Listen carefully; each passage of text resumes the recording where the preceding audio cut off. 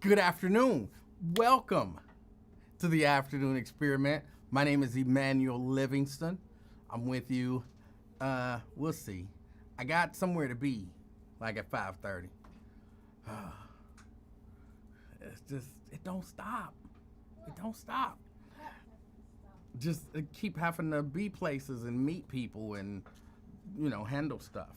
It's all good. Like I enjoy it all, but it's just a lot of work. Like I told you, where we going? Church.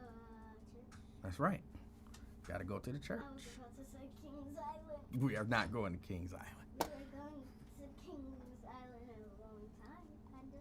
It has been a long time. So I am here finally this week. Let's get to it. We got to say hello to everybody. Anthony Prosser, good afternoon.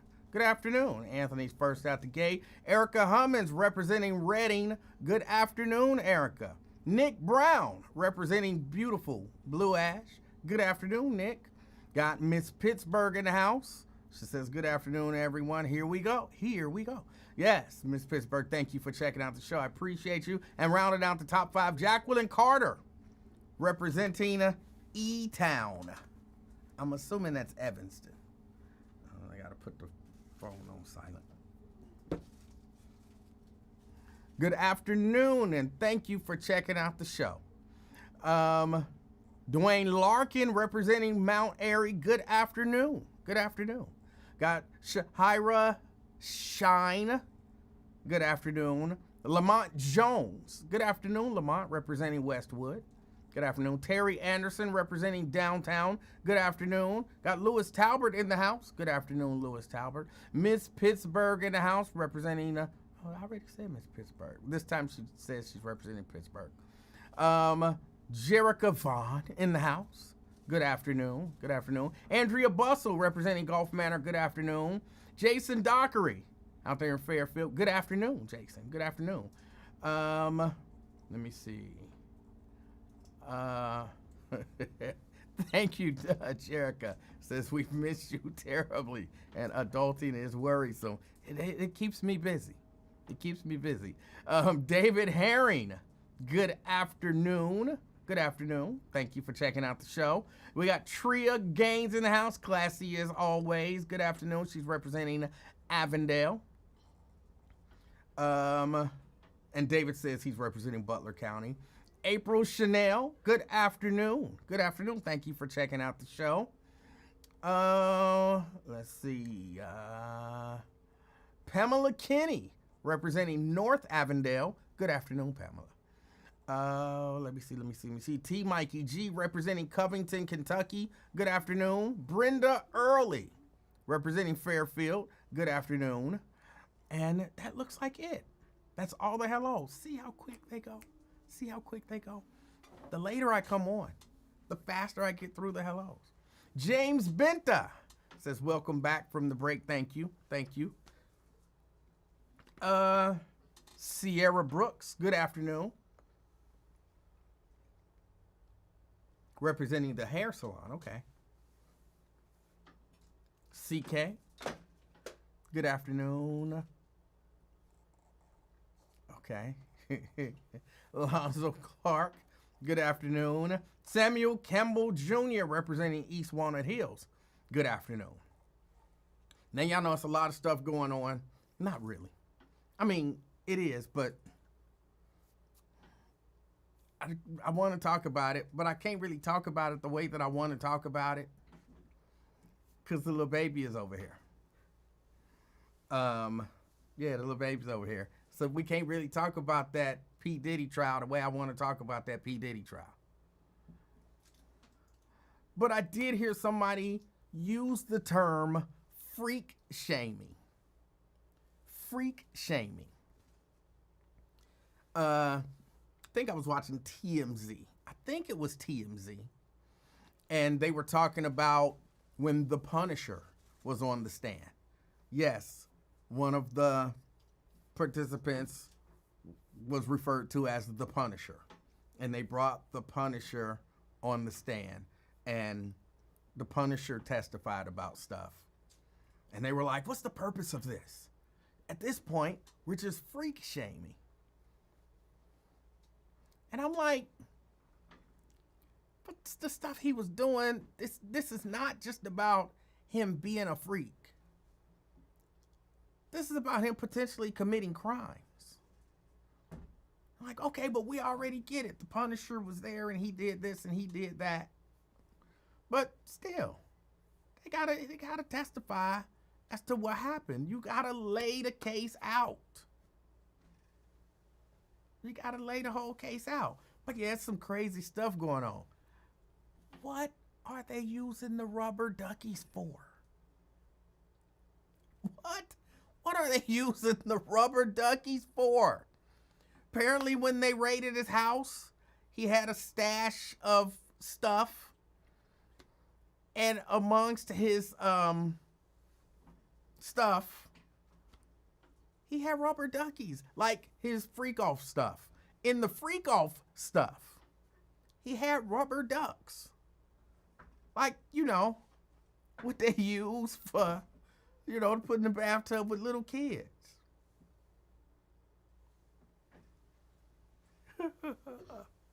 What are they doing with the rubber duckies? Oh my goodness. It is all crazy. I don't know what's going on. And I want to talk about it, but I can't talk about it. Like, I want to just be blunt and talk about it, but I can't just be blunt and talk about it. But I'm really concerned about what they do with the rubber duckies.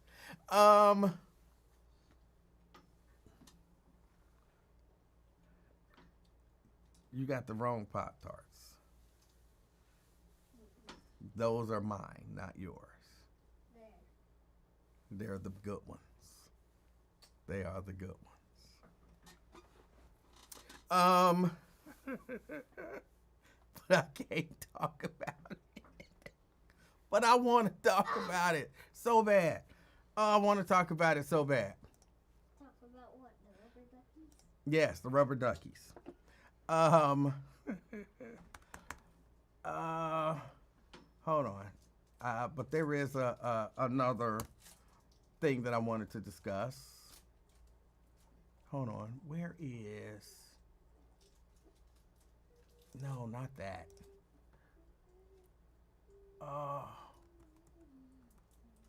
Shoot, I should have...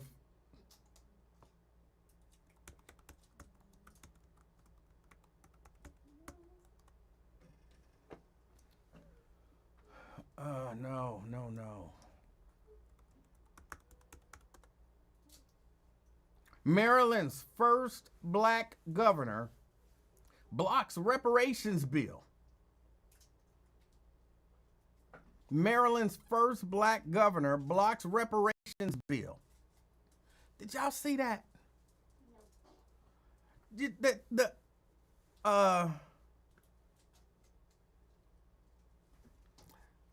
I think, Daryl, and again, we can't really talk about it. He says, forget the Diddy trial. Let's talk about something that's affecting everyday Americans, like that orange, like the president, where he's cutting Medicare and SNAP. I disagree that that trial is not affecting everyday Americans. It's one of those things where if things don't get talked about, they kind of get buried. And when you bury stuff, like when you hear us have these conversations about it, and then you hear these people who call in or send messages saying she wanted it and, you know, she ain't no victim and all of that kind of stuff. Not a whole lot of opportunities arise to have conversations. And I know people don't think it's the case, but it's been my experience just listening to a lot of the feedback surrounding this trial that there are still people who always blame the victim. be it, Bill Cosby, R. Kelly, Smokey Robinson, Sean Combs. And if they're blaming the victim in those cases, they're blaming victims in other cases because they don't understand being a victim of an abuser. And so I really do believe it's a very important conversation to have. I think you have to have delicate, because I think it's an important conversation. I'm pointing this way because of the little baby over there. It's an important conversation to have even with young children. Of course, you have to be more delicate when you're having the conversation with young children. But I think it is a very important conversation. So I get the idea. See, one of the things that happens in talk radio a lot. One of the things, when I will, Daryl, I know what I'm doing here. One of the things that happens in talk radio a lot is that you use these high profile cases to have conversations about things that normal people are dealing with. And so I see it. Oh, okay, what difference? I don't care what Diddy is doing. That don't affect me. So why are we talking about Diddy? And I be trying to explain, most of the times we're not talking about Diddy. We're not talking about Cosby. We're not talking about these individual cases. We're talking about whatever the overarching point is of the issue, be it consent, or, like I said, who is and who is not a victim, and trying to understand and learn the mindset of a victim and all of that kind of stuff. And the idea that why talk about these things if we won't change people's minds? Then why talk about anything? Why talk about anything? See, I disagree that you don't change people's minds. You don't change people's minds if you never have discussions about things with people who have different viewpoints. But I don't know if some of these people, let me just tell you, through years of conversation, my mind has been changed on a number of different topics. That, if I just didn't discuss things with people, my mind would have never been changed. I think change for the better. Somebody might disagree. So that's why you have to have these conversations. Now, again, we're not going to be discussing that any further today. But I think it's important to have those conversations. Thank you, Brenda. With regard to the Maryland's first black governor blocks reparations bill. Now, this was a bill to study whether or not, or the effects of, a study on the effects of reparations and, whether or not this thing would happen. Governor Westmore vetoed a commission to study and recommend different types of reparations that could include money, tax rebates, tuition waivers for Marylanders. He's the governor of Maryland. In an accompanying, if I can get it out, letter to Senate Bill 587, Moore said he feels that now is not the time for another study. And instead, it's the time for continued action that delivers results.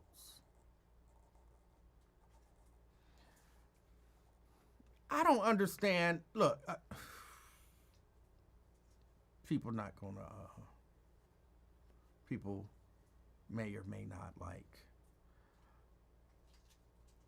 Why does it seem like a lot of times when there are black people in a position to do things that may help some black people, they're hesitant? And he's talking about, there's been studies before and nothing happened, and he's going to just do the work that he's doing to uplift black people. He's working to uplift the black community by supporting black businesses, historically black colleges and universities, to make up for previous policies that discriminated against black people. It's so frustrating to hear these types of things. Let me ask this. What would the study have hurt? What would the study have hurt? Do we realize that there's studies going on about like everything, like nonsense? There was a study about, and this is a for real commission study. People got paid the whole nine. They did a whole study on whether or not you get wetter if you walk in the rain or if you run in the rain.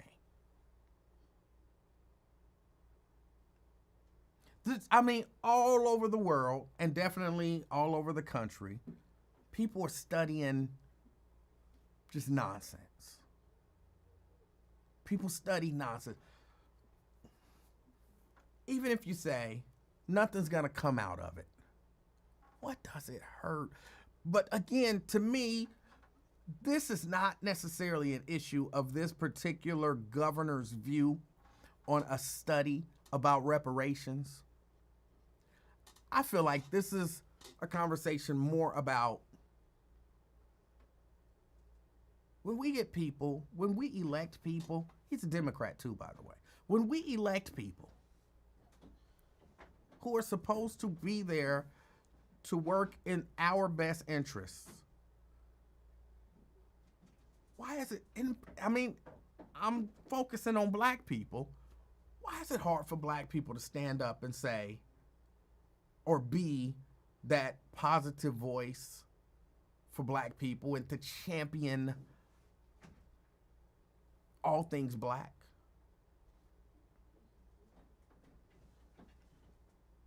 It happens all the time.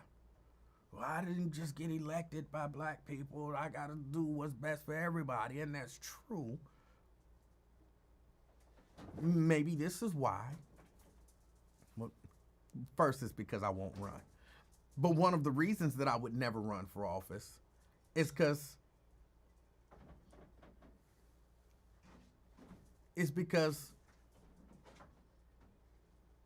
if I got in office, people would hate me. And I might get taken out because I'm going to be the one elected official. I'm definitely going to be one term, whatever it is. But I'm going to be the elected official to say, hey, look, I want what's good for everybody. But I think what's good for black people is what's good for everybody. So one of the first things that I'm looking at when I look at a policy, a bill, appropriation, anything is, how does this help black people? That's going to be my first question out the gate. Does this help black people? If so, how? And I know people would not, number one, people wouldn't like me saying that out loud, say in a press conference. And I'm certain I wouldn't get reelected. So I don't know. It bothers me. It bothers me. Daryl says, how many studies on reparations do we have to have? I mean, damn, give us our damn money or not. I agree with you. I agree with you, but man, if they want to do a study, do a study. Do a study. Fund the study. Give some black people some money to study reparations. Maybe that's part of the reparations, as far as I'm concerned. If y'all come to me and say, I want to study reparations, bet, let's study reparations. Here's some money. Black people, go study it. But again, that's just me. That's just me. Hold on, somebody brought up something else. Y'all know I don't have very long. Alonzo say, sound like another black politician trying not to upset white folks. There's a part of me to believe that, but there's also a part of me that believes he, and I don't have it right up in front of me, but he also mentioned all of the things that he feels like that he's working on that'll be helpful for black people. And basically, that's where we need to focus our energy. When people say stuff like that, it bothers me, as if our energy can only be focused in one place. We as people can multitask. Like how we can, in 1 minute, we can talk about Diddy, and then the next minute, we can talk about black politicians. And then Edward Bentley want to know, what about the coroner's report? What about the coroner's report? What about it? I heard, hold on, before I go there, let me finish this. So the fact that we can focus our energy in different places at the same time, don't discount that, because it's definitely something that we can do. And it's bothersome when I hear people pretend that it's not. Twin says, reparations not gonna happen. Good luck. Governor Newsom had a chance to flip those pancakes. You could just talk like normal English. Flip the pancakes, whatever. But the idea that reparations is never gonna happen, I can't with 100% certainty say reparations is gonna happen one day. It's gonna happen. I can't do that. I can't do that. But I think what you do when you say that, and I've heard other people say it, happen. When you say stuff like that, it's almost like you trying to defeat the movement. These are the same people. You, Twin, are probably one of those people who said we would never have a black president. It would never happen. It would never happen. And then some people hedged it with, not in my lifetime. And then guess what? It happened. I can almost, well, I can't almost guarantee nothing. There were people, I'm sure, back in the day who said we ain't never getting rid of slavery. Y'all keep trying to abolish slavery. It ain't ever gonna happen. Just give it up. Thank God they didn't just give it up. You keep fighting. You keep fighting. You keep fighting. And eventually, who knows? It might work out. There were people, I'm certain, who said we'll never get rid of Jim Crow. But then other people, they kept fighting and they kept fighting and they kept fighting. And eventually, so for all of the, you will never get reparations. We never gonna get reparations. All y'all defeatist people, I say shame on y'all. And even if we'll never get it, okay, let people still fight for it. I'm one who believes we're never gonna cure cancer. But do that mean that I want the people trying to cure cancer to just stop because it ain't never gonna happen? No, keep funneling them money, because I could be wrong. I know somebody that's different, Emanuel. Everything is different.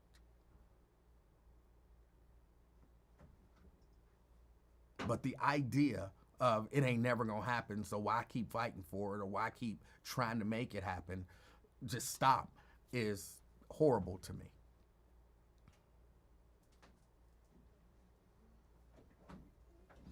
Edward Bentley says, what's next after Hinton death being ruled a homicide? Well, they almost always rule police shooting death as a homicide because that's what it is. It's a homicide. All a homicide means is that one person killed another person. Like if you kill a dog, that's not a homicide. If you get mauled to death, I mean, unless somebody actually uses the dog as a weapon to kill you, they won't say that was a homicide. All a homicide is one person killed another person. It wasn't a suicide. That would be you killing yourself. It wasn't an accident.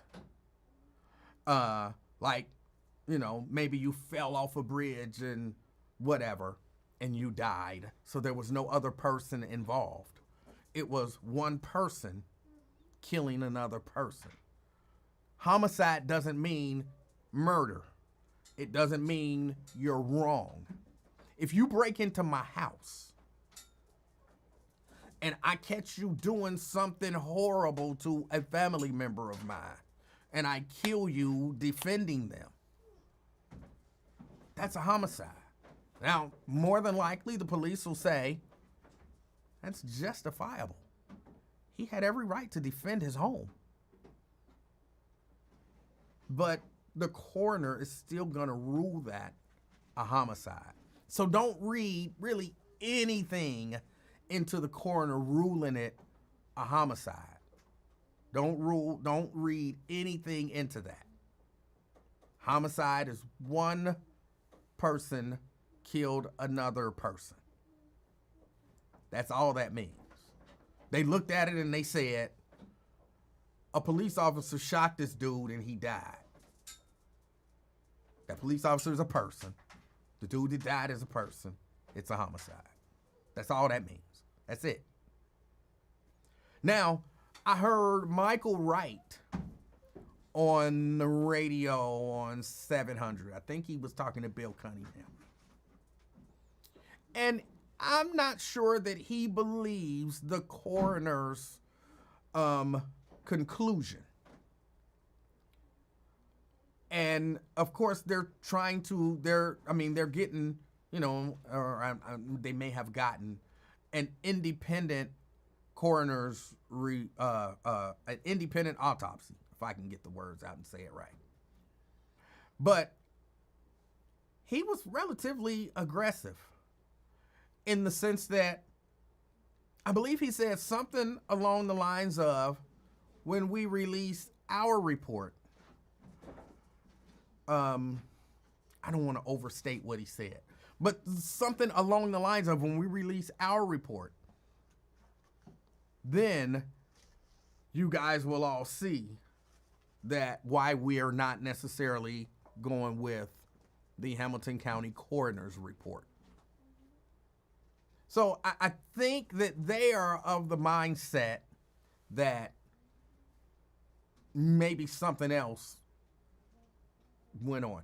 I will say, I've seen a lot of body cam footage. I mean, a lot of body cam footage. I'm sure we all have, but I've seen a whole lot of body cam footage. Like a whole lot of body cam footage.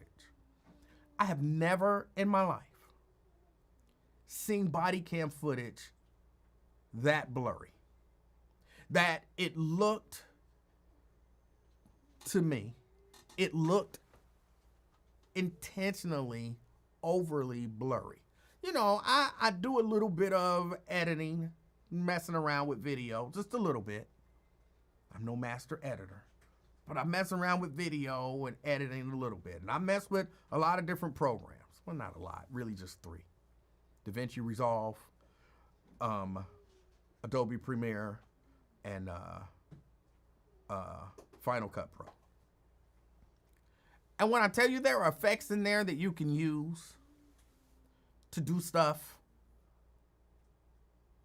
that video looked like it had gone through a program and someone had added a few effects to make it virtually impossible to see what happened. That video wasn't like, oh, because he was running and the video was shaky. No. Running does not, again, I'm sure you have as well, I've seen a lot of body cam footage. I've seen cops running. I've seen body cams fall and get picked up all over the place. I've seen all kind of stuff. From start to finish, that video looked blurred to me. Intentionally blurred. Yes, some would say, who was that said it? Yes, Timothy, some would say doctored. Because I've never seen video that blurry. And it wasn't just blurry, like somebody had even messed with the color on it. It was not. And then she kept being, Chief Fiji kept saying, and she still keeps saying, they want to be transparent. And I submit they don't want to be transparent. They want to be the opposite of transparent. They want to be opaque. They want to be as opaque as they can be while still saying they're being transparent. If you want to be transparent,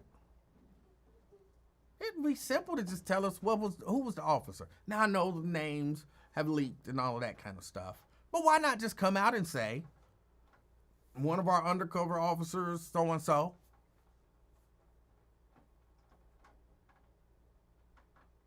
Well, you don't want to out an undercover officer, then don't say you want to be transparent.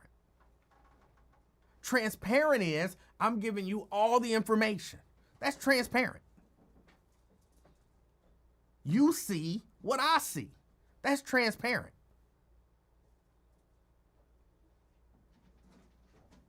They don't want to be transparent. Otherwise, that, in my opinion, that video wouldn't look like that, number one. Number two, you could just tell us who the officer was. I can't really remember it right now, but there were a few other things that I heard her say. And I'm like, stop saying you want to be transparent. And somebody, well, but they got this law. I can't remember what it is. I keep calling it Murphy's Law. I know it's not Murphy's Law. But they got this whatever where you don't have to release the names of officers. I can't remember the name of it. Okay, just because you don't have to doesn't mean that you can't. And if you want to be transparent, you would. Carolyn says, do you think they'll ever release the officer's name who did the shooting? I think it'll come out, but I don't think they'll ever just outright release it. I don't think they will. I'm sure if there's a trial of some sort, he might have to testify.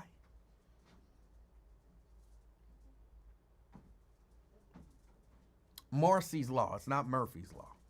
I keep saying Murphy's Law. I don't know why. Thank you, Andrea. But again, Marcy's Law don't say you're not allowed to release the name. It says you don't have to release the name. You don't want to be transparent, because if you wanted to be transparent, you would release the name. So I know the law says I don't have to do this, but we want to be as transparent as possible. So John Doe is the officer who did the shooting.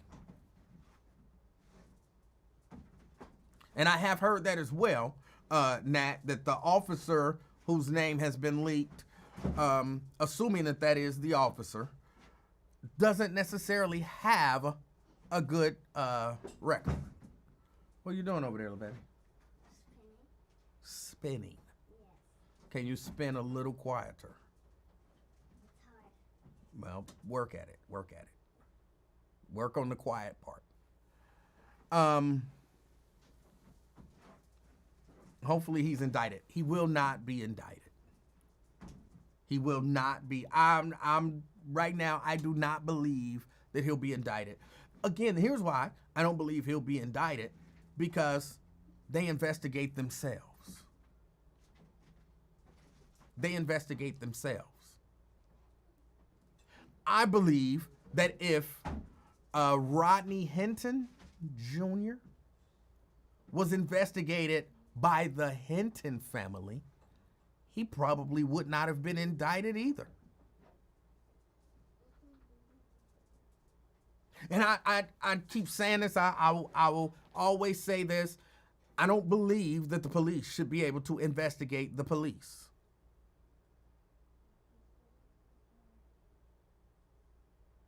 You wouldn't let Mr. Hinton's family lead the investigation.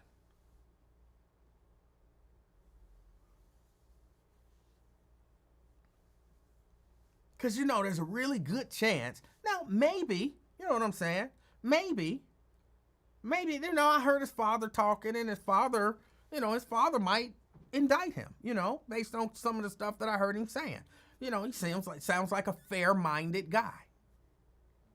I wouldn't have said what he said. Even though I think I probably agree with what he said, I wouldn't have said it. What did he say, Emanuel? He was like, I saw two scared people in that video. Well, I don't know how you saw anything in that blurry video. But he's saying he saw, that officer was scared and his grandson was scared. I wouldn't have said that. I mean, whether it's true or not, whatever. I wouldn't have said it. So maybe he would have, said, hey, my son should face charges for what he did. And just like I'm sure there are some law enforcement officials who investigate law enforcement officials who feel like if a law enforcement official does something wrong, they'll step up and say, that was wrong, and that person needs to be held account for that. I think those people are few and far between. Just like if you let people's family members investigate them when they're accused of a crime. Like, for real, just imagine that. Imagine that. Mr. Hinton does what he's accused of doing.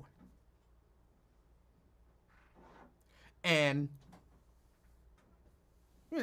he gets locked up. And then his family has to come out and, they're the ones who have to collect the evidence. And legitimately, they have to do the investigation. Someone who they hire is the coroner. Someone who they hire does DNA testing or, whatever the case may be. They have to go out and do the measurements and all of that kind of stuff. They're the ones who get to interview all of the witnesses and compile the case and then decide, are we gonna press charges against our son, brother, father, cousin? Or are we going to say, we think he was justified? No charges. Just imagine that. Nobody would be okay with that. Like, oh no, no charges. He's good. People would be in an uproar. How can you possibly say that? We investigated our brother and we came to the conclusion that he did nothing wrong.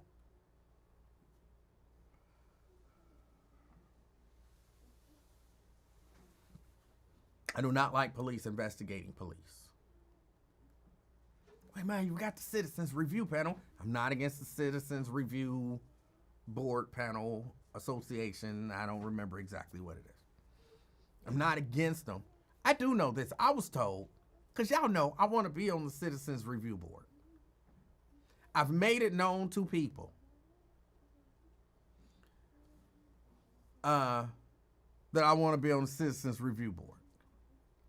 And it's been made known to me by some people.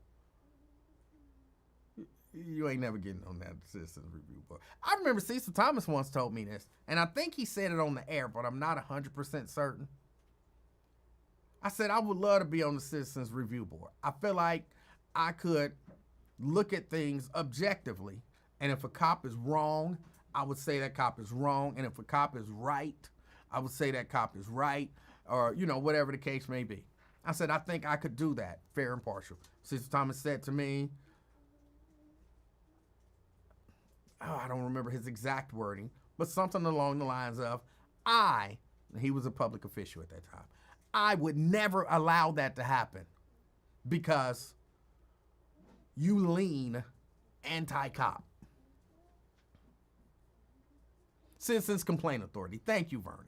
I could not think of the name. The Citizens Complaint Authority. He said, I would never allow that to happen because you lean anti-cop. And I said, wait a minute. What if somebody leans pro-cop? Oh, I wouldn't have a problem with them being on the board. I said that. First, I don't lean anti-cop. And second, if you don't want somebody who's anti-cop on the board, you shouldn't want somebody who's pro-cop on the board. You should want people who can look at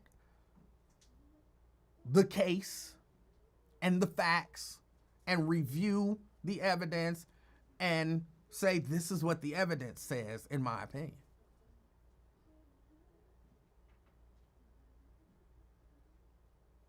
But it wasn't just Cecil Thomas.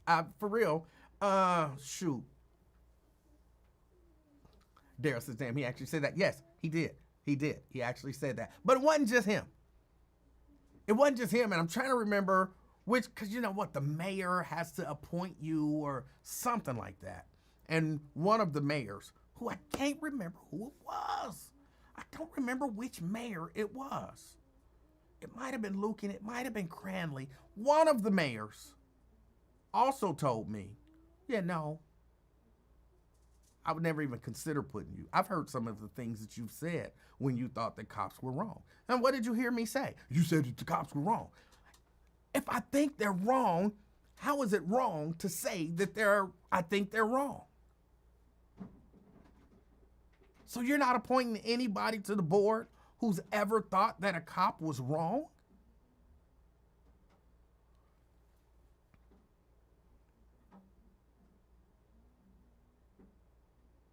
So I did actually have a couple people who have something to do with the Citizens Complaint Authority. I've talked to a couple of people. I don't get the feeling, though, that I'm ever going to be on the Citizens Complaint Authority. I don't get the feeling. And I'm not saying it in terms of me. I'm saying it in terms of what they seem to be looking for. They seem to be looking for people who won't say that law enforcement is wrong if they're wrong. Or at least who could say, I've never seen a bad cop. And I'm like, I'm not good at stuff like that. I'm not good at, like I've never been good at interviews. I've never been good at interviews. I'm one of them honest interview candidates or whatever who tell the truth, and people don't really want to hear the truth. People don't really want to hear the truth. Tell me, what are your weaknesses? I'm one of them who would be like, look, I'll be late. You know what I'm saying? Sometimes I'll be late to work.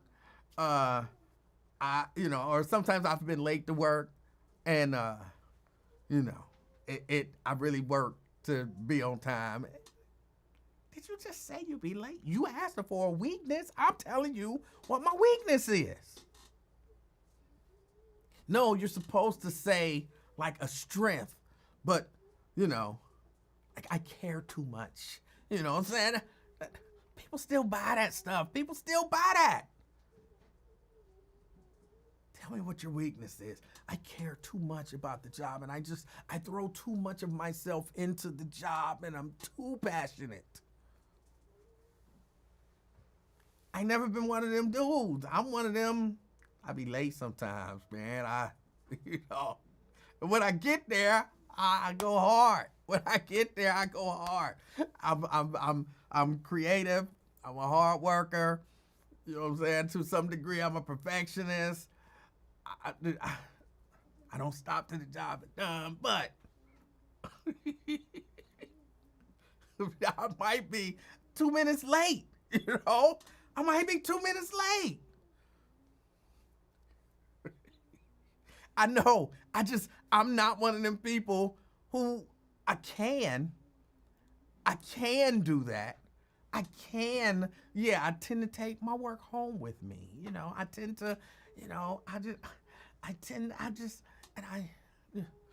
overcommit. That's my weakness. I overcommit to the company and to the task and to the job. I'm not one of them people who ever I don't have it in me to. So yeah, I'm not. If the cop is wrong, the cop is wrong.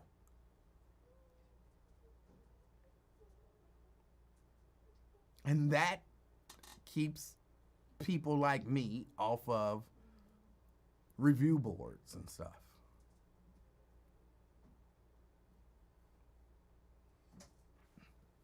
But I don't think that police should be able to, like, here's the way I believe it should happen.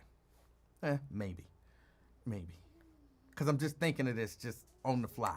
So it's one of them ideas, and then, you come up with an idea, and then you look at the idea and you weigh the pros and cons, and then you kind of rework the idea, and you put some stuff in that wasn't in there, and you take some stuff out that was in there that after looking at it, it didn't make sense. This is the first draft. Sure, police are going to be there to gather evidence, but there should be at least one trained citizen on the scene. Like they should, and how you do it, but they should be on call. Like something bad happened. And when they, put out the call, we got a whatever on whatever. Somebody should pick up the phone like, yo, E, we got a situation down here. You got to come down here because we about to be doing this investigation. All right. And then I drive over there. And then while they picking up bullets and stuff and measuring stuff and putting them little markers and stuff, I'm just looking like, all right, just making sure ain't nobody putting no bullets in their pocket. You know what I'm saying? Don't put no shell casings or whatever in your pocket. Some blood there. That blood wasn't there before.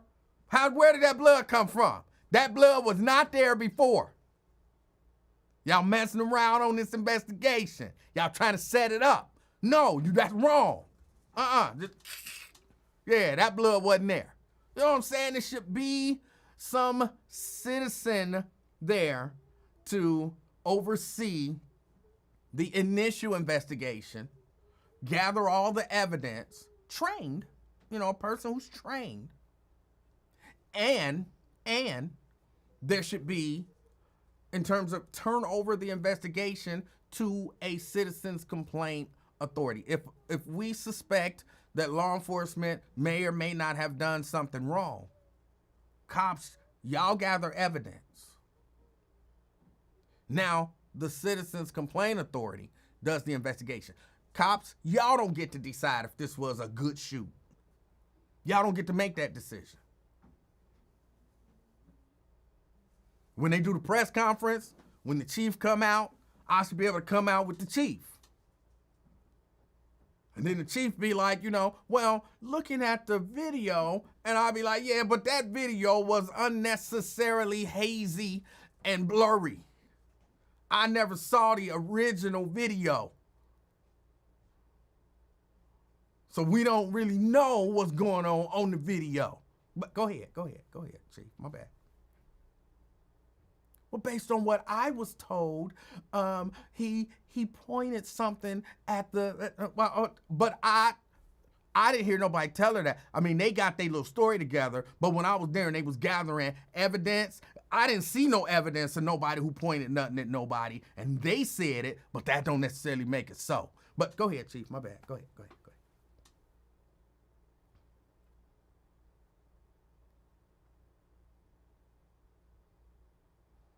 Maybe I shouldn't be able to interrupt her. Maybe she should be able to say what she say. And then they be like, and now the citizen in charge of the investigation is going to come up and speak. And then I'm going to be like, I get that the chief feel like her officer did what he had to do, but really we going to wait till the evidence show that I was there as they were processing the scene, and somebody actually tried to drop some blood in the wrong spot, and that's not good. We can't have that. So I appreciate that the chief is gonna stand up for her people, but I'm here to stand up for right.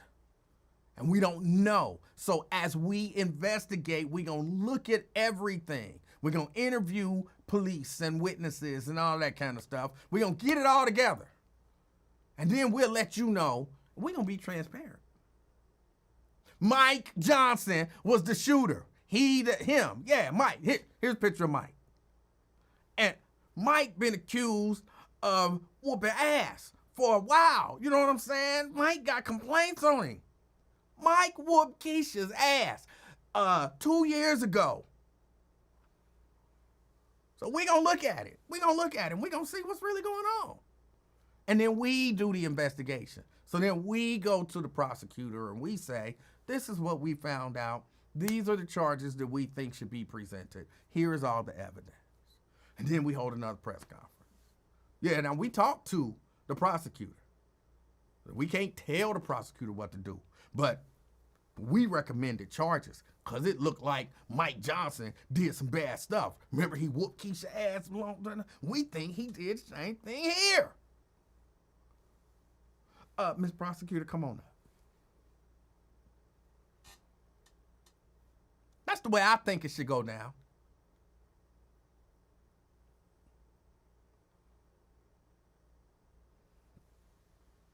Something like that.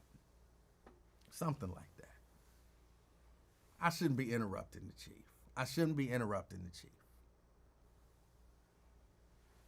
But I should be able to speak right afterwards.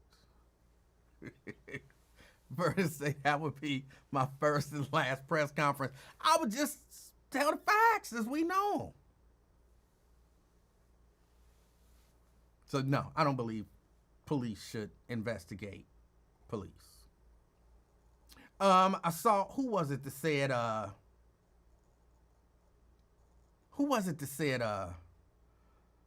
the officer's not going to get indicted because of what the father did?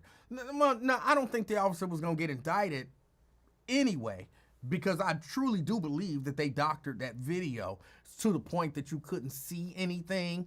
So once you get to that point, now you have to take the word of the officers. He was pointing a gun at me.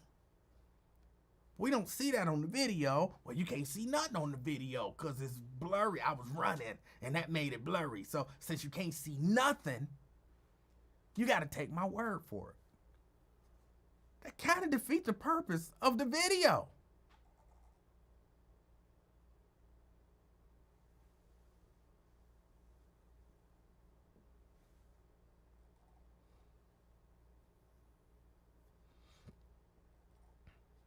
I wonder how Elliott, the ex-chief of police, would have handled this Hinton shooting. I don't know. I don't know. I don't know. The whole thing is messed up for real. I don't want to see nobody get killed. Especially not over no BS. Like some of this stuff, and really, I blame the lack of transparency from law enforcement just over the years on, was the car stolen or was the car not stolen? Something like that should be really simple. Did they steal a car? Was it a car that some payments were missed? Because I keep hearing this. Whether it's true or not, I don't know. Well, was it a car that some payments were missed and then the finance company reported it stolen because they didn't get payments? I think that's a heck of a distinction to make. And if you hear these rumors going on, like, oh no, it wasn't a stolen car, it was actually a car that some payments was missed, and so, they wanted to repo it or whatever, and so the finance company reported it stolen. You could come out and be like, I know that people were saying the car wasn't stolen, but the car was stolen. The car was reported stolen by a citizen. It was a private citizen's vehicle that was stolen. Now, a finance company didn't report it stolen or any of that kind of stuff. This is the truth. But as I sit here, I can't necessarily trust the word of law enforcement. But again, for me, just when you say, I want to be transparent. Okay, what was the name of the shooter? Well, I'm not going to tell you that. Thought you wanted to be transparent.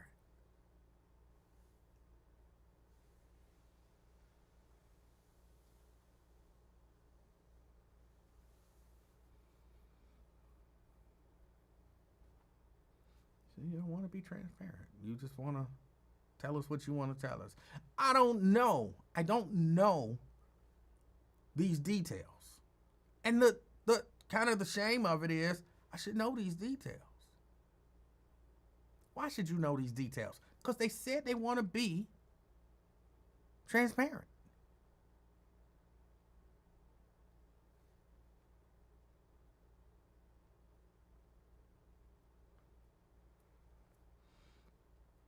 James says they can't report the car stolen.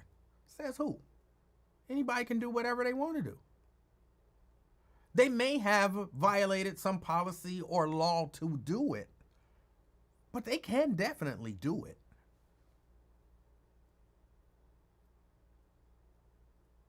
Heck, my car's in the driveway. I can report it stolen right now.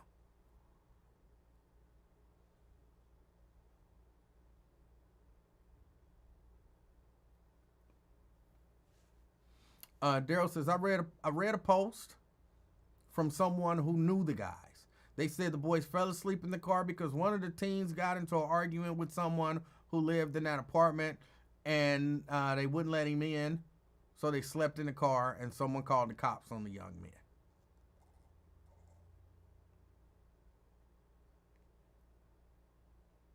men. Justin says the defense lawyer says she lied about the bullet entry and exit.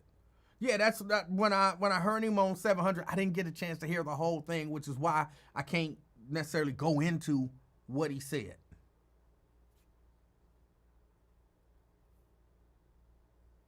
But I heard enough of it to say he was not agreeing with the coroner. James says, you're the owner. Right, but the point that I was making is that, okay, I could call in and report my neighbor's car, which is sitting in his driveway, stolen. Of course, the point that I'm making is that it's illegal for me to do that. The car's clearly not stolen. It's in his driveway. So it's illegal for me to do that, but I can still do it. I might get in trouble after the fact, but I can still do it. So a finance company could theoretically report a car stolen. They might get in trouble for it, but if somebody's dead at that point, who caring about them getting in trouble? Again, I'm not saying that they did. I'm just saying these are stories that are floating around that I wish I had faith in law enforcement to trust that when they say they're being transparent, they're actually being honest and transparent. But I don't. I don't have that kind of trust in them.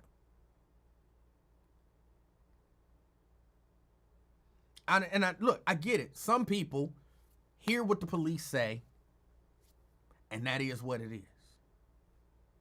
I heard the police said that it was a stolen car. So it was a stolen car. The police said it's a stolen car, so it might have been a stolen car. Well, the police said, they said he pointed a gun at him. If somebody points a gun at you, you gotta shoot him. The police said he pointed a gun at him. I didn't see no gun pointed at nobody. Heck, I didn't even see a gun. It was so blurry.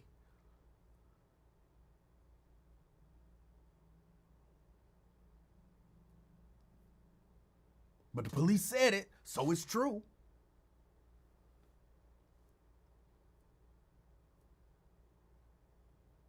The coroner said, Gordon said he got shot on his head, so that's why he got shot. Well, I don't know about that, because the law firm is saying that they might have some different information. Just because they said it don't mean I believe it. Now, if they just had a history of being transparent and always telling the truth, even when they were wrong, then I might be like, hey, if the coroner said that that's where he got shot, that's probably where he got shot, because the coroner, if you look at the coroner always be telling the truth. Always. We ain't never had an incident where the coroner covered for the police in any way, shape, or form. You know, you're right. So that the coroner's probably right. But that's not the case.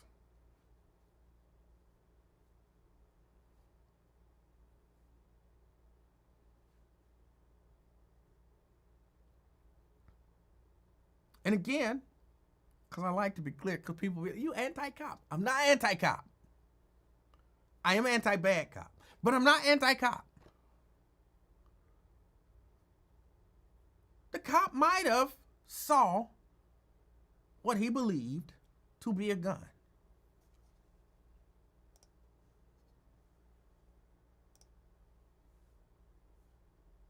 It's possible. And he, did what he did because he thought his life was in danger.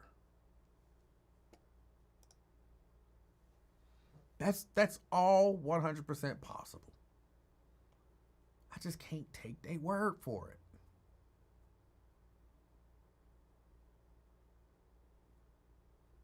I just can't. I got to get out of here in about 30 minutes. 513-717-KING, 513-717-5464. I'm trying to move out the way so y'all can see the number.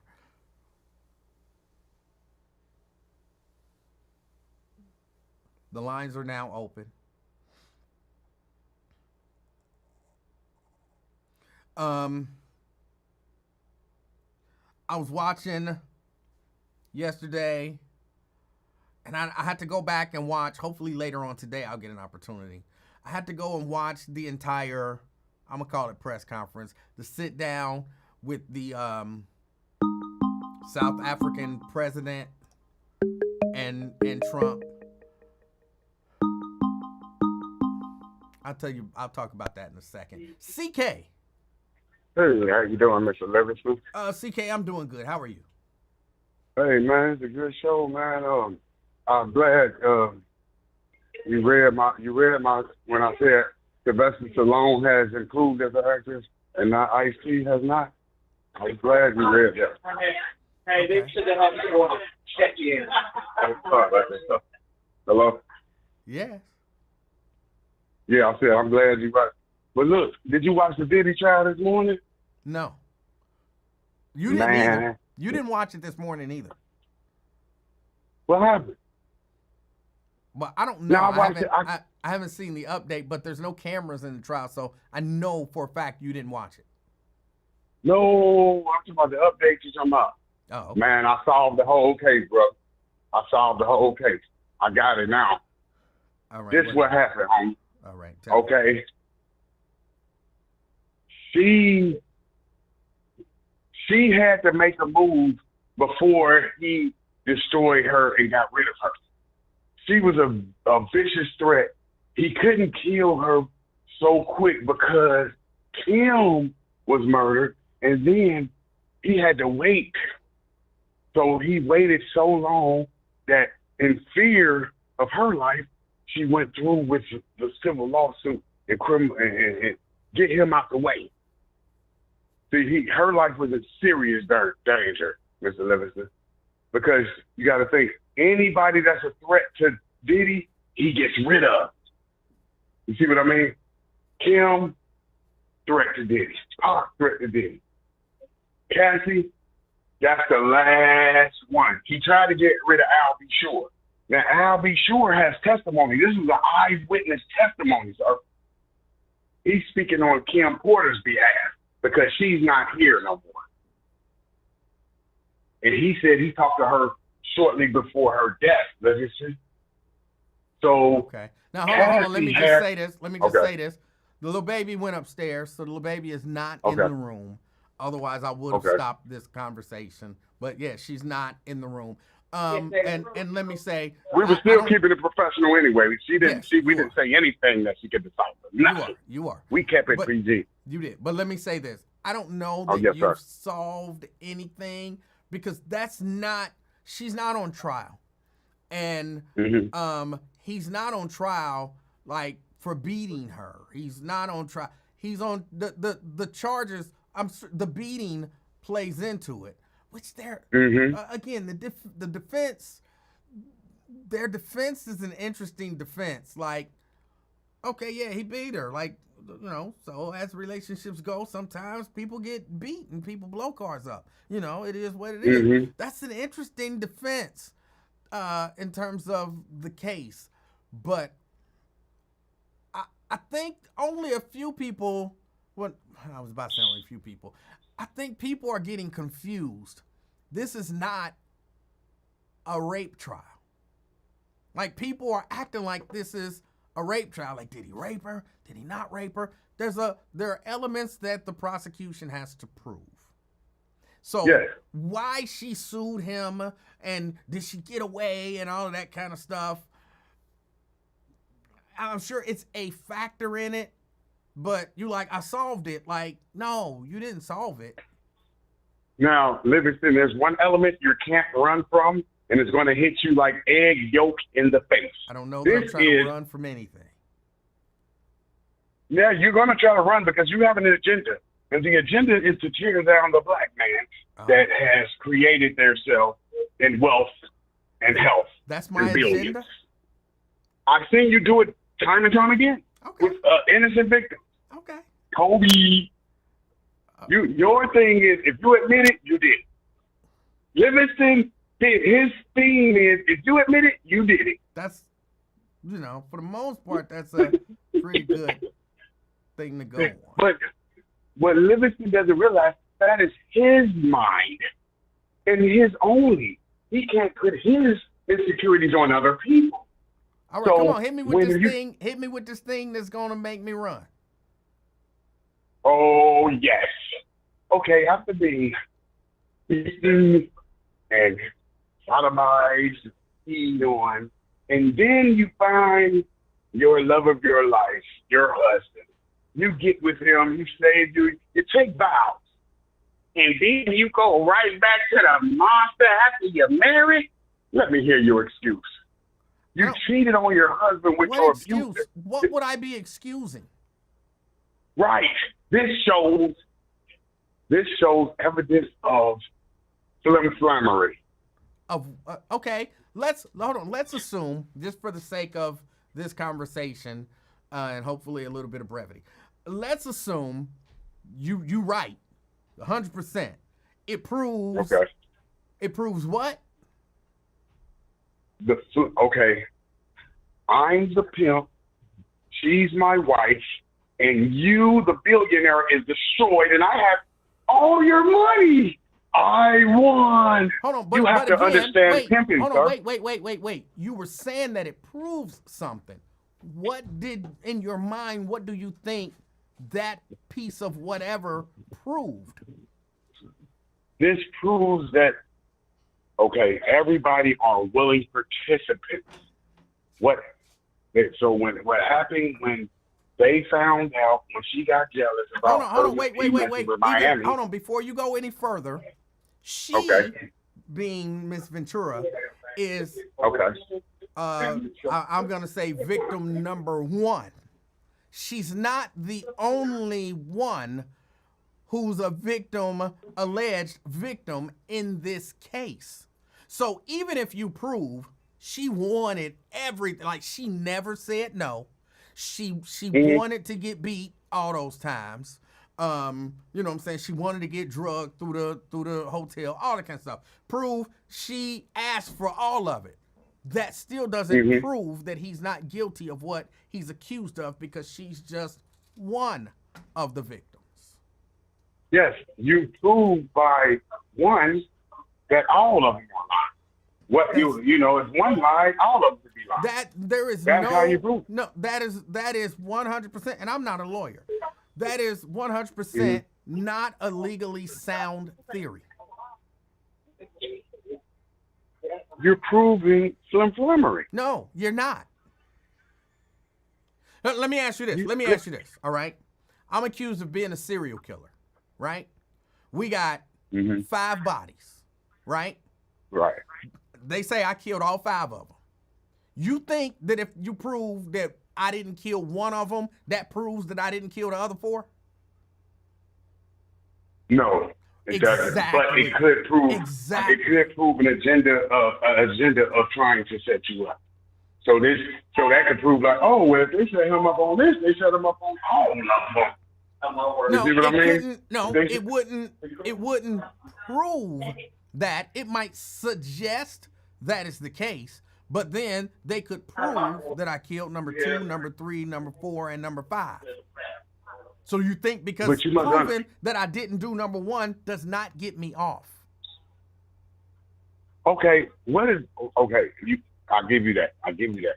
But what is your first thoughts when they show my face and then they show me on the news and I've been caught with 10 bricks? What is your assumption? Do you believe guilt? Do you assume I'm guilty? When you see me on the news and it says they found 10 bricks in my house, what is your assumption? My assumption is that they accused you of having 10 bricks. And I think when you are Diddy or Cosby, when you are accused, you have so many people praying for your downfall, the presumption is the assumption. Okay. I think that you want, because like you said, we don't care about Vince McMahon sexually assaulting women because we don't care about women being sexually assaulted. Remember you told me, I don't talk about Vince McMahon because he's not black. No, you don't talk about Vince McMahon I never because you told don't care you that. about women being sexually assaulted. I never told you that. I never told you that. No, I didn't. You said it last night. And you do be lying, and you just say this shit like you don't be lying. I'm telling you, I did not say that. I'm telling you what you said. I asked you why you said it. So you tell me right now why you ain't covering it. Why you talking about this black man, but you ain't talking about Vince McMahon. He accused of the same shit. Are you an Uncle Tom? Explain. First, he's not accused of the same thing. Yes, he is. That's a damn lie. That's another lie you told. We gonna count your lies. So wait. So Vince McMahon is accused of trafficking and racketeering. They're trying him for RICO. Assaulting women. Hold on. They're trying him he has a RICO trial about to happen. No, I'm saying. Then he's not accused of the same thing. He defecated on the woman. He defecated that on is her. not does he have RICO charges? That's what I'm saying. I'm asking a simple question. Simple question. Does he have RICO charges? No, he does not. Then it's not the same charges. What are you talking about? But the only reason he's not, but I'm trying to tell you, the only reason he doesn't have the same charges because they don't have the same skin. If he was an African American, he would have the same charges as Diddy. RICO charges. Okay. That's what I'm saying. You're protecting these people. Okay. You need to take responsibilities, all right? All right. You've been doing it for too long. Hold on. And this is the second time you did it. I want to let me out for you, CK. I take responsibility for what Bill Cosby did. It was my fault. I take responsibility for what Kobe Bryant did. That was 100% my fault. I take responsibility for what R. Kelly did. That was my fault. I take responsibility for what Smokey Robinson may or may not have done. My fault. I take responsibility for what Diddy did. It's my fault. And I take responsibility for what Vince McMahon did. I take responsibility for what Harvey Weinstein or whatever his name is did. I'll take responsibility for all of that if that makes you feel better. You feel better now? No, that's how you're supposed to do it because all right. You have to. You got to remember. I told you on the comment section. I wanted to be with 12 women on Black History Month. I failed. We don't just take what we can't have. Stop acting like just because I'm black, I just got to, I can control myself. Stop doing that, sir. You're acting like because we get rich and wealthy, we don't know how to control our hormones.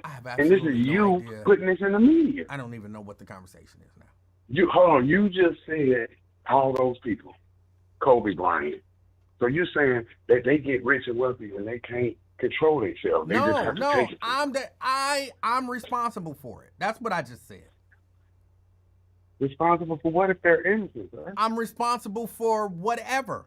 For them being charged, for any actions that they took, for any convictions, for all of it. I'm responsible. All right? Yeah. Because you got to remember, that was hard on Bill Cosby. He was an older guy in the penitentiary, so that's hard on his You're right. It was my fault. It was my fault. All right. So now that I took responsibility, are we happy? Man, I couldn't be more. Hey, I'm free. This is what I'm talking about. Now you get into this is how you stop the virus. You have to take accountability. Yes. And what you did was take accountability for your actions, your conduct, for putting your own people down for years. Thank you, sir. All right. Appreciate you. All right. Okay. I don't even know what conversation I just had. Like, I don't know what conversation I just had.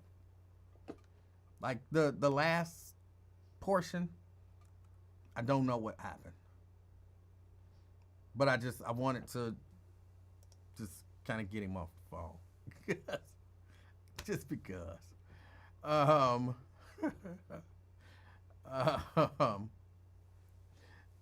Let me see. Yeah, that would be an odd goal to set. All right. Y'all, I gotta get out of here. I know it's been a short week, and this is technically a short show, but I gotta get out of here because I have to go over to the church and do some other stuff. Hold on, let me. B-Rab? E-Man, what's going on? How you doing today? B-Rab, I'm doing good. How are you? I'm doing fine. I was just calling, bro. I just tuned in, man. What's the topic about? What's going on? Nothing. There's nothing. Okay. Did you see? Tell me, what was your take on the South African president and Donald Trump meeting? I think he handled himself relatively well, or probably really well. Like, there's a part of me that wants to be like, man, these dudes should jump up and slap fire out of Donald Trump. Of course, they can't do that. You know what I'm saying? I want them to say, that's a damn lie. Stop lying, fool. Of course, they can't do that. Diplomacy and all of that kind of stuff.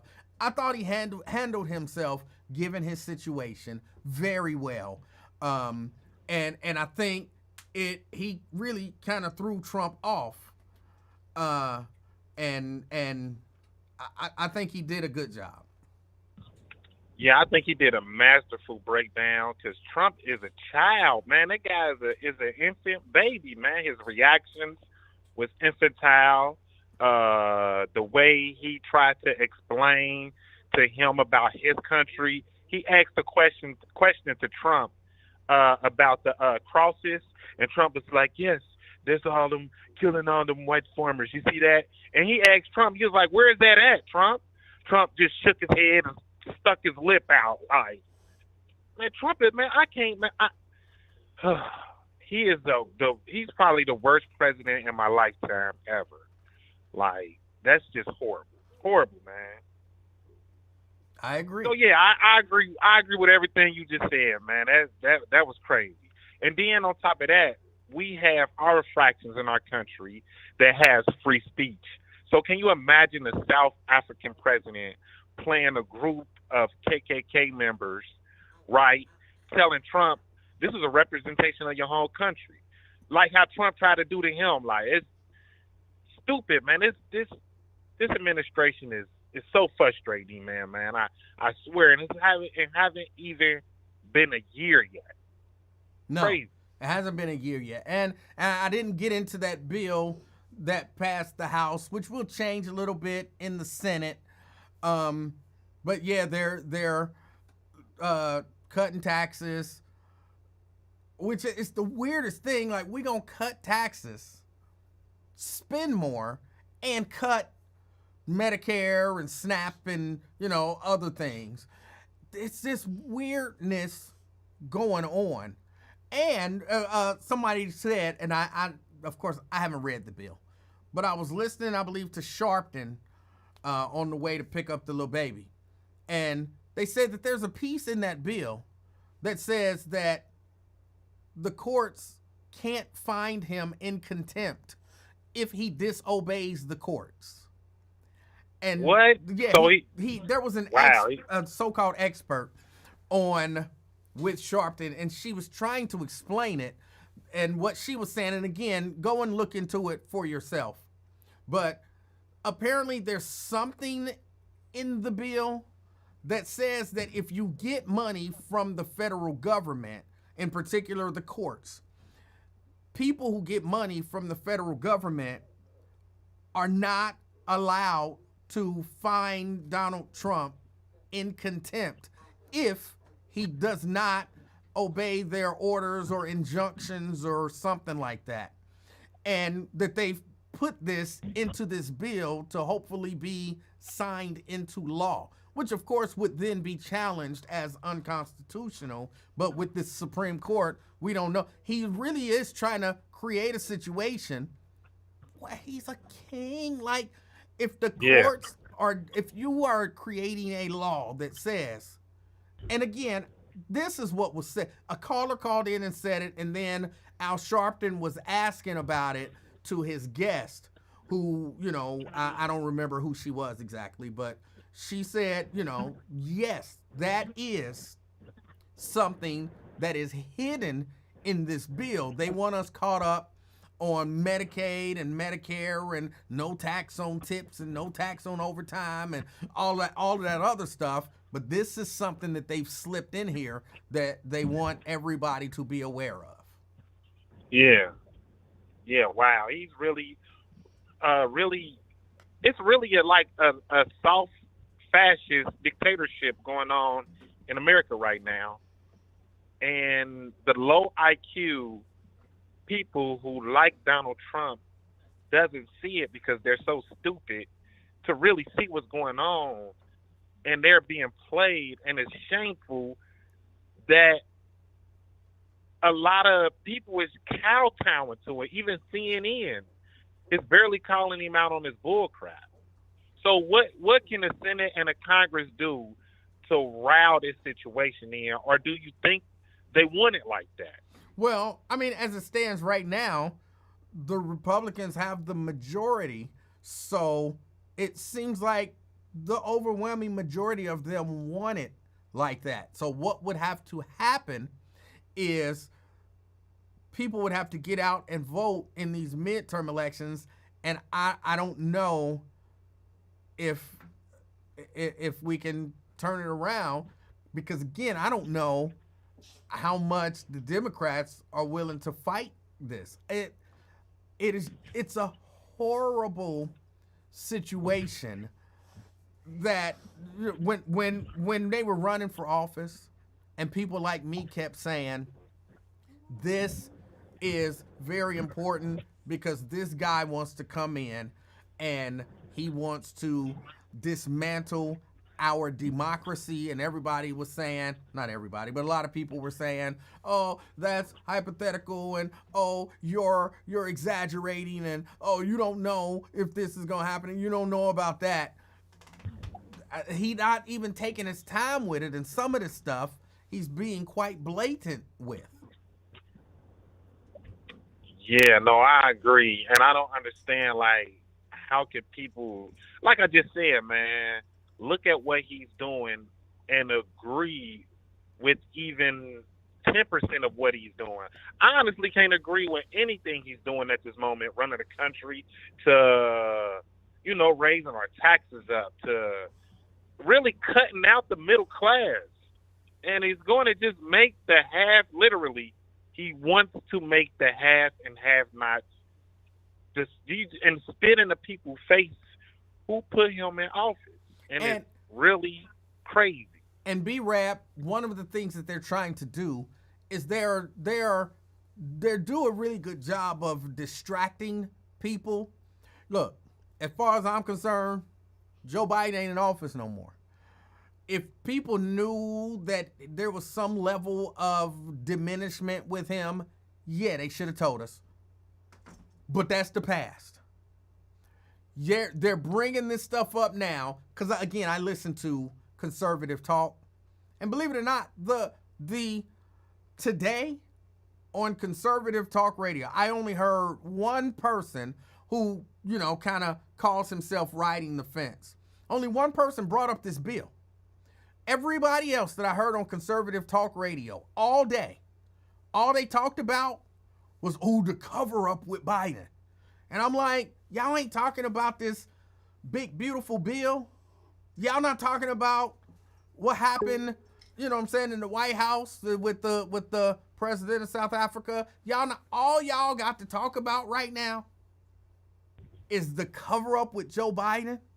Like, he's out of office now.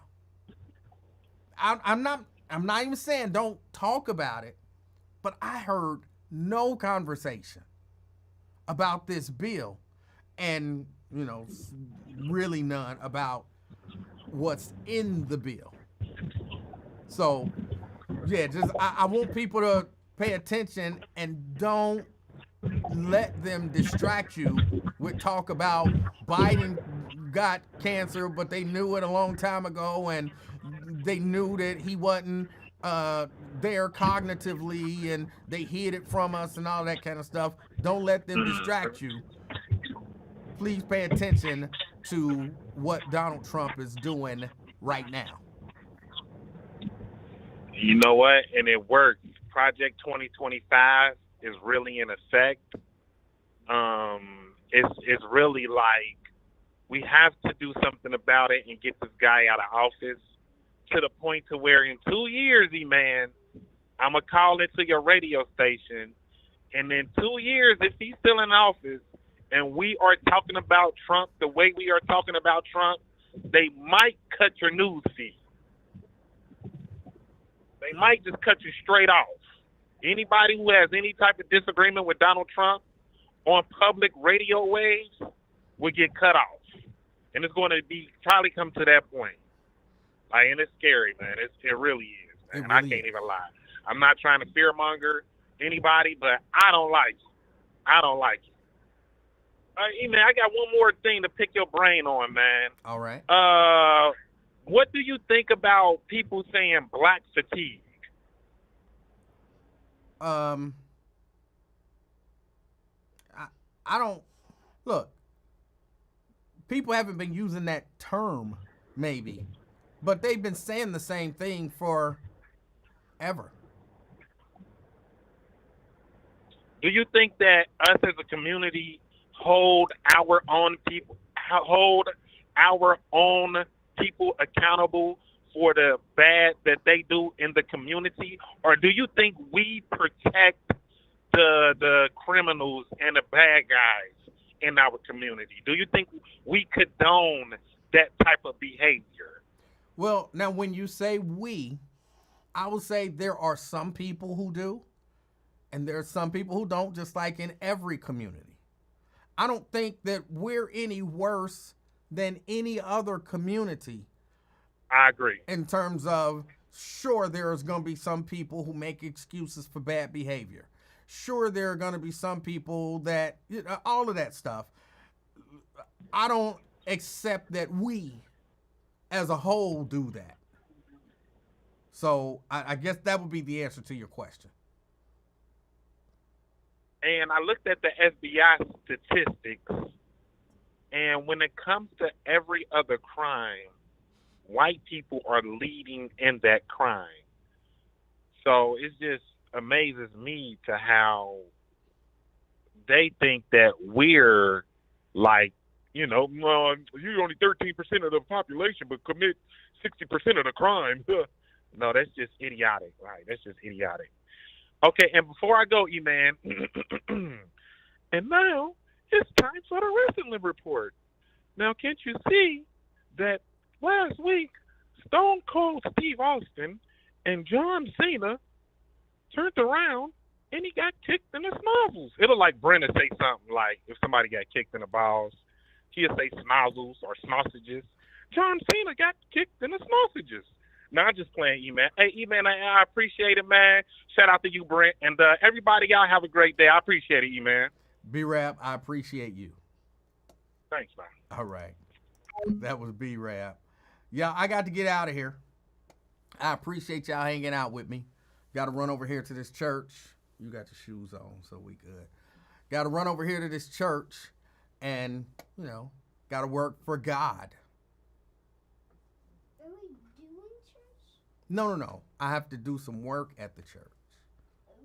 Just like last time. That took a long time. Well, this won't take as long as it took last time. So I have to go work for God. So don't be trying to shame me for leaving early, because it is for God. I appreciate y'all hanging out with me. Oh, I got to get down here and clean. Let me tell y'all, I had an ordeal on Saturday, and my little studio is just a horrible mess because of it. From now on, as a general rule, I would be following the manufacturer's instructions on things.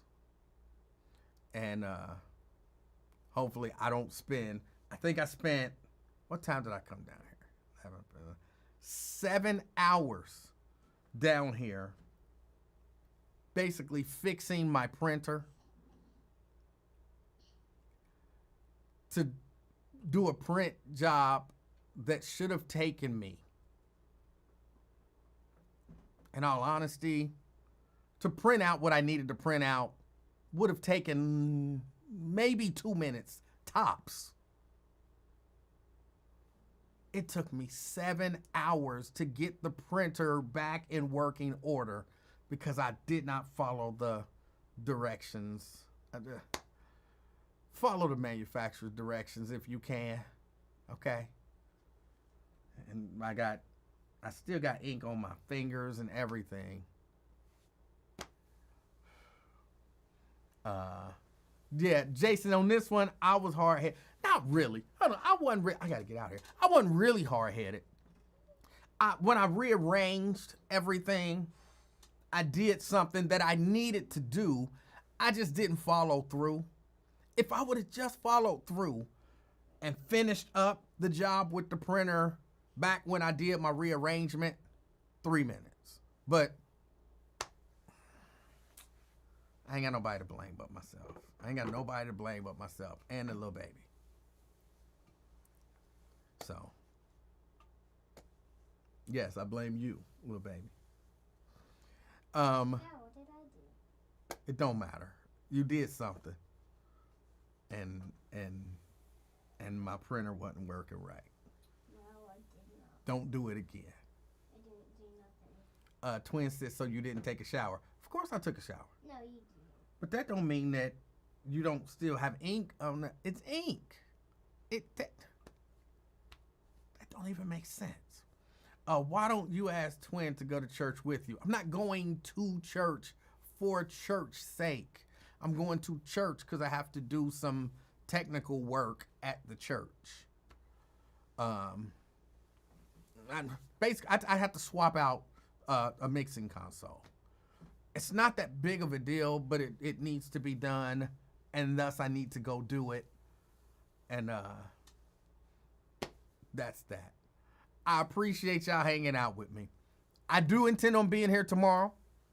Hopefully nothing else comes up. And yeah, let me apologize. Tuesday and Wednesday.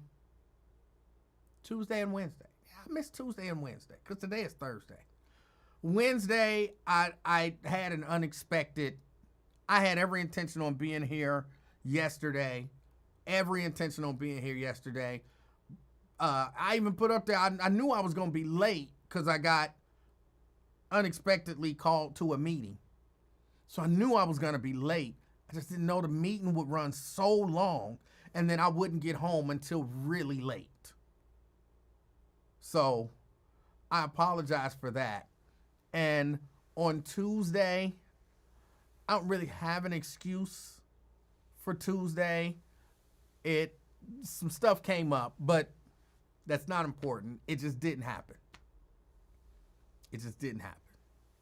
So, but yeah, yesterday I wanted to come on so bad, but it didn't happen. Last thing, because I do got to get out of here. That daggone Tyrese Halliburton. That was an incredible finish to that game. And I think now I want to see Indy. I want to see Indianapolis and Oklahoma City in the finals. I think that's what I want to see now. So, but that's that. Y'all enjoy the rest of y'all day. It's cold out there. I gotta have on a whole hoodie. In late May. A whole hoodie just to go outside and be comfortable.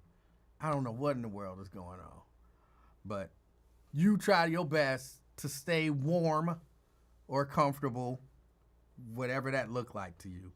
And as always, I want you to be the reason that somebody smiles today. Till next time, I'm out, y'all.